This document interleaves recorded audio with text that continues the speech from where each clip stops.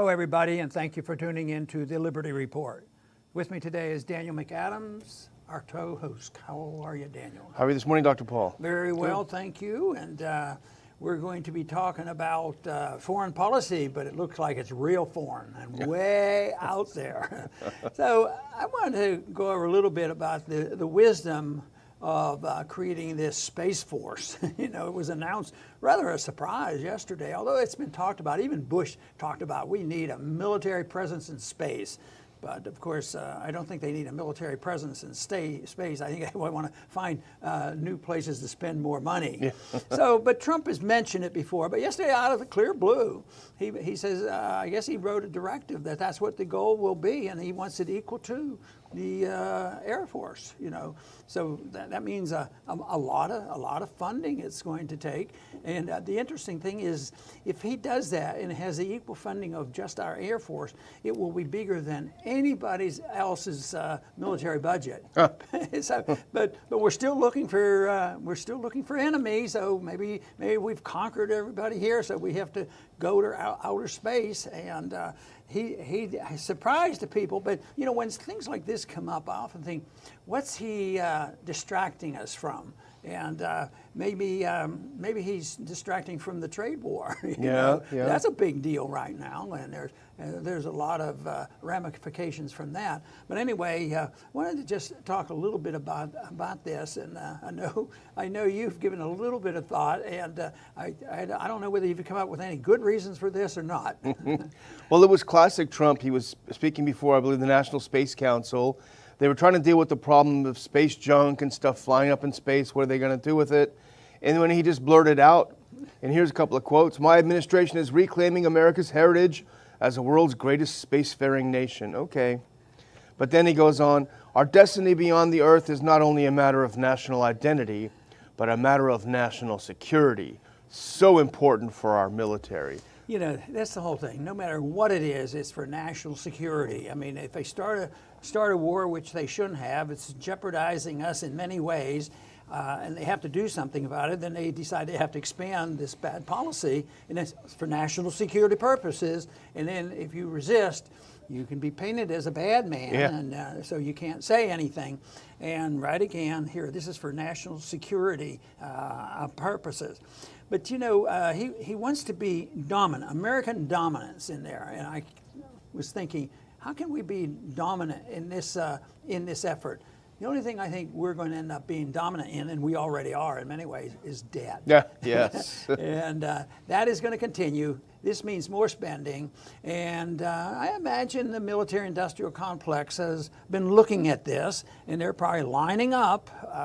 But my guess is, I don't think we should hold our breath because tomorrow all of a sudden it's going to happen. I think we're going to run out of money before this thing really goes very far. But it's just the attitude. It's just the philosophy of this.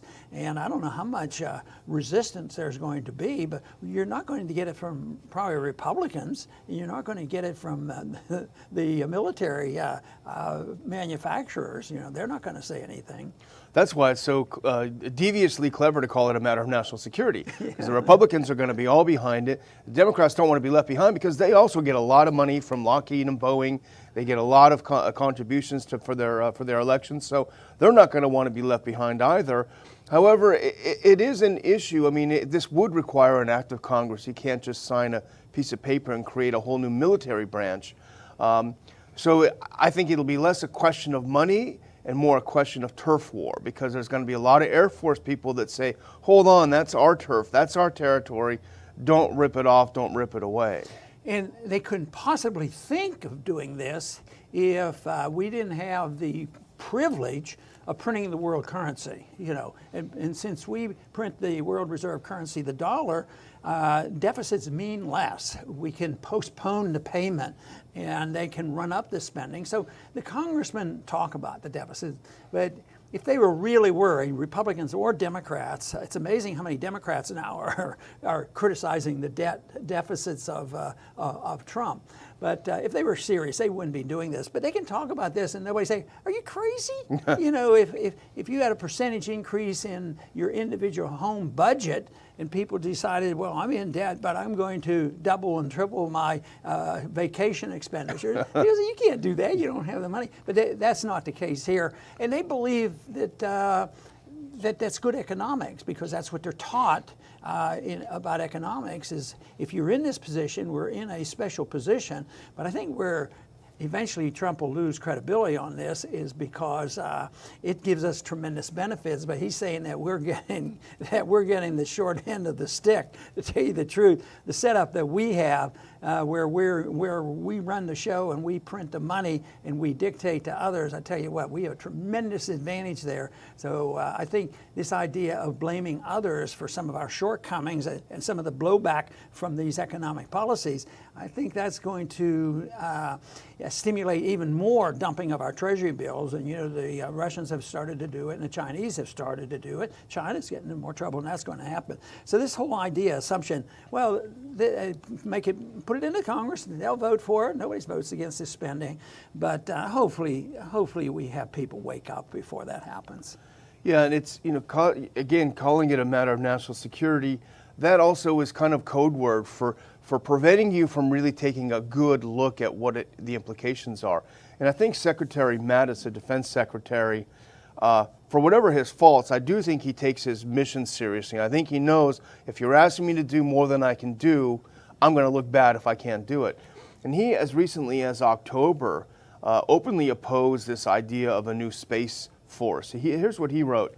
I oppose the creation of a new military service and additional organizational layers at a time when we are focused on reducing overhead and integrating joint warfighting efforts. And that's, if you think about what he's talking about, he's talking about layers of bureaucracy. People don't realize that. They think that you'll snap your finger and there'll be a nice shiny new force with new uniforms. But think about all the undersecretaries, deputy undersecretaries. Think of how many thousands of new jobs, probably a separate new intelligence service that you'll have to create out of whole cloth. Thousands of jobs, bad jobs. I want you to calm down a bit. You're presenting this too much like, wow, this looks good. There'll never be unemployment again in the world. But that's not likely to happen. This subject of space came up in the debates. I think the former speaker, Newt Gingrich, brought it up. And I didn't have much creative to say, but I did say that, well, talking about outer space and putting money into going to the moon and this sort of thing, I said, the only thing I can think of is maybe that would facilitate our ability to ship off some of our politicians into space. But I don't think that's what they're thinking about. They're just thinking about spending money and people making more profits for national security reasons and not worrying about the debt. And it sounds good. It could be a distraction, from some of the more serious problems that we have. And think about Pentagon spending, and this is legendary. And depending on who you listen to, they lost at $21 trillion they can't account for in spending over the decades, this many billion. Who knows the exact number? What we do know is that the Pentagon has never been audited. It apparently cannot be audited. Nobody knows where the money is spent. It's just like a perfect self-licking ice cream cone. No matter what happens, if you question it, you're questioning security, questioning national security. It seems to me like if they're just looking for boondoggles, why wouldn't they decide to go to two spots on the Earth, North Pole and South Pole, and decide, well, we're going to build air bases down there and we're going to conquer these weather problems and do it. But thinking about outer space and all this activity is so big. But we don't go into these inhospitable places like the North Pole. We have a little bit of activity there, but there's not going to be a tank war down there. There's not going to be any ground troops fighting over the North and South Pole. So this whole idea that this is a military adventure, and I think Trump was making, he was emphatic about this being military. Like you say, that becomes easier political sell. Yeah, and I think in a way Trump sort of gets it, and he almost sort of makes fun of it. And there's kind of a long quote that I would put up. This is a transcript of him yesterday. And here Lockheed Martin was in the audience, Boeing was in the audience, Grumman was in all of the big military contractors. And he sort of got the idea of how expensive this is. He said, I don't like it when Boeing and Lockheed get together because the pricing only goes up. But that's okay in this case, laughter. I don't know. I don't love that stuff. We're going to have to talk about that. You're joining these two companies. And he goes on, and he says, Dennis, friend of mine, great guy, head of Boeing, and boy, have you done a good job on all fronts, commercial, military, both of you. What a good job you've done. Stay apart, stay apart. Don't get together, stay apart. So he's sort of in his own way, it's somewhat endearing, but he recognizes these massive expenses. Right. And you know, this little episode brought to my attention and thought back about, you know, John Quincy Adams when he advised us not to go about the world searching for monsters to destroy. I'd like to put up a quote by Adams on the screen because he makes such a great point. Yeah. And he gave this speech in 1821. He was Secretary of State. And there was a time in 1821 the Greeks wanted to get independence from the Ottoman Empire and thought that because we were sympathetic to freedom and liberty, he wanted us to get engaged. And the whole purpose of his speech was to show why we shouldn't intervene in this affair over here. It's a great speech. Now, I want to, there's the most well-known part of his speech. America does not go abroad in search of monsters to destroy. She is the well-wisher to freedom and independence of all. She is the champion and vindicator only of her own. And there's a little bit more to that quote, that I like. It also said, she, United States, will recommend the general cause by the countenance of her voice, which is tone, and the benignant sympathy of her example. Tone and voice and diplomacy and setting an example. I must have plagiarized his speech way back or Starting something. to wonder now. Yeah. So, but then there's one other thing that he adds in a second paragraph, or a paragraph following that, in that speech. And when they use the word she, that is, he's talking about United States. She might, if we follow this effort to get involved over in Europe, United States might become the dictatress of the world. She would be no longer the ruler of her own spirit if that happened. I think that's fantastic. Wow. And I think there's something wrong going on socially in our culture right now. People can't quite figure things out, and you know, people are distressed, and we have cultural Marxism and all kinds of things going on. And in this whole thing, we would become no longer the ruler of our own spirit. And of course, people do want to think of America's spirit and goodness, and we should go about, and a lot of people think we should use force to spread that American goodness of the world. But I think he has it right. Yeah. I mean, it is something setting a tone and setting an example, and that is what the American spirit is in a good sense. It almost gives me a chill to hear that, because he's almost saying if we go ahead and set up an empire, we'll lose our soul. I think a lot of us feel we've done that. That is essentially what it is. But I don't know if anybody's going to pay much attention or put it in the context of this. But I don't fear the outcome of this, because I think there's a self-limitation to this. This would be like, wonder what it would have been like if we were in the Soviet system in 1988, 89, when there were very few people. Even now, you don't go back and read, you know, these dire predictions. You know, in 1 year, the Soviet system would collapse. It didn't happen.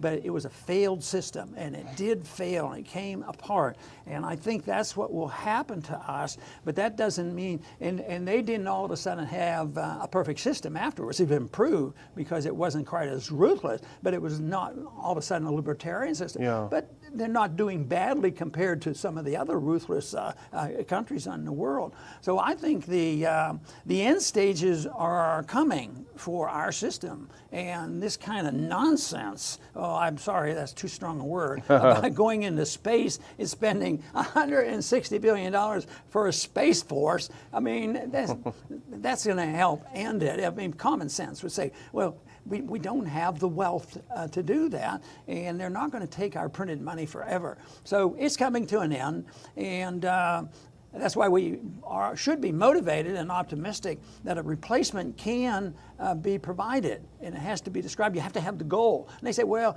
you're too idealistic. That's not possible. but total communism was idealistic, and they always knew where they were going, and it was known to be a failure, and it fell apart. But I think what our goals have to be, they have to be known, and we have to be idealistic, and we have to be realistic in the sense that it's not going to arrive tomorrow in a perfect sense, because man is imperfect. But there's no reason in the world that we shouldn't have some ideals that we could strive for, and that's why I found John Quincy Adams' speech rather fascinating. The other thing I sort of liked about John Quincy Adams was the fact that he was in today's world would be humble. Can you imagine Obama and Clinton running for a House seat and joining the House of Representatives? He did that for years, and yet at the same time I liked him because he went back in there. He was anti-slave, and every session he introduced amendment to the Constitution to abolish slavery. You know, so he had a philosophy that was a little bit different than it didn't get passed, and unfortunately it ended up badly, with the Civil War, which was totally unnecessary compared to the alternatives. They just passed his bill. Yeah, just like if they just right. passed some of your bills when you were in there, we would have had less trouble.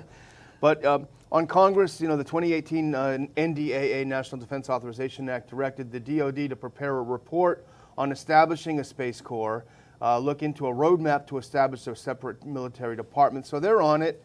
And you know that Lockheed, the lobbyists, these guys are pushing it, no question about it. But coming back to what we said earlier, and you made a point, I realized as I was speaking, I'm talking about jobs and people are going to get excited. But these are the jobs that suck the money out of the people in the middle of the country who work so hard, who wonder why their taxes are going up, who wonder why the value of the dollar is going down. These are those kinds of jobs that suck the money, and instead of preparing and creating something for us and improving our lives, they do the opposite, the ultimate broken window fallacy. And what it makes me think of is, I always talk about debt and malinvestment. Malinvestment means when interest rates are low, the money gets spent in the wrong places. In this case, it's being spent up there. We're burning it up by the barrels.